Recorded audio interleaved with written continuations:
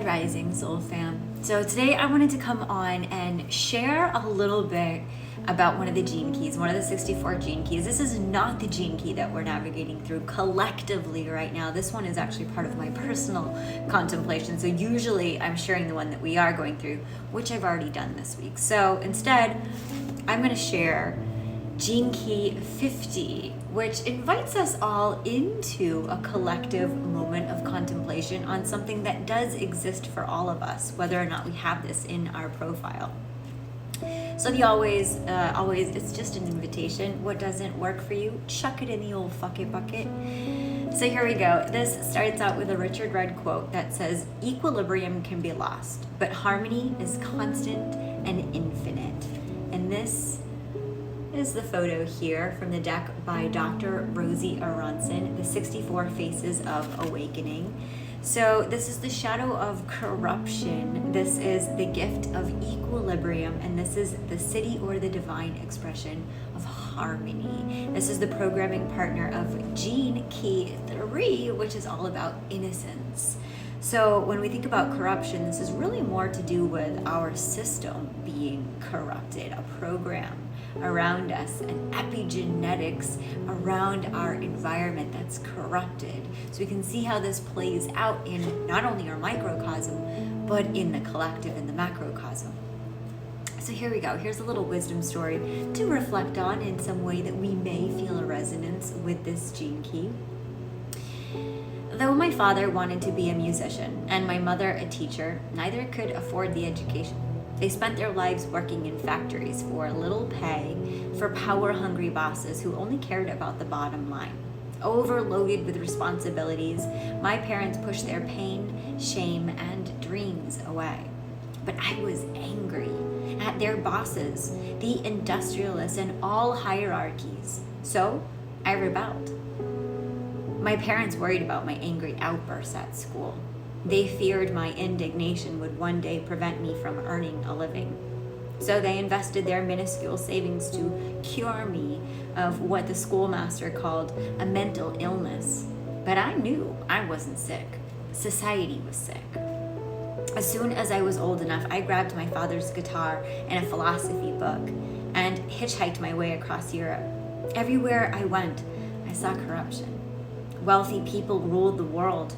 Rich countries exploited the poor, and no one took responsibility for their destructive and dehumanizing impact. Most took credit for saving the world from chaos. Unable to contain my rage, I vandalized, then squatted in an abandoned building. When the police arrived, I refused to leave and was thrown into jail. Too ashamed to ask my parents to bail me out, I sat out the time. It was in jail that I realized just how irresponsible I'd been. Just like the capitalists, I hadn't let myself accountable for so many of my destructive actions, hadn't held myself responsible. The selfish worldview that fed the hierarchies of the world was also living in me. I got brutally honest, faced my shame and fear, and came to understand just how much of my parents' pain I'd been carrying within me. As my heart broke open, my mind began to dream of a new world where the self-actualizing needs of people like my parents were nourished and honored. As soon as I got out of jail, I was determined to get to know my parents in a whole new way. We even played music together. Then I started seeking out communities, even countries, that modeled new ways of organizing themselves. One of the first things I noticed was how honest people were with each other and themselves. I developed a special knack for spotting people's unlived dreams and encouraging them to take creative risks in honor of their gifts. I tend to have a strangely magical impact on any group I enter. Things often just fall into alignment, and I rarely know why. My gift to you. I bring you a vision of the new world, where peace, harmony, and collaboration prevail. In you, I see a potential for inner peace and a gift for bringing equilibrium and balance to any group at which you're a part. To ignite these gifts, you first must be willing to put all your hidden agendas on the table. Own and take responsibility for your ulterior motives and and your self-trust will grow. With self-trust, you can create the safe space necessary for others to face and embrace their own shadows. This is how to co-create a truly peaceful world. There is a self-organizing intelligence that naturally arises when people are empowered to be who they are and are encouraged to contribute passionately to the ever-evolving whole.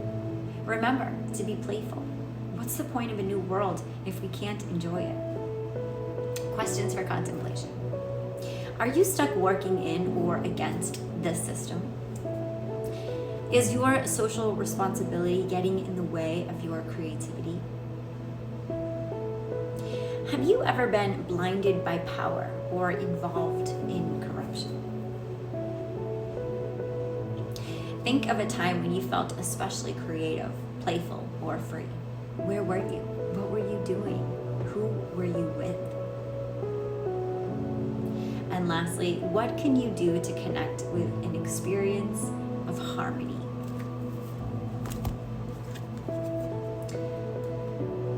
There we go again. Is this beautiful card here? Equilibrium, shadow of corruption, divine expression of harmony.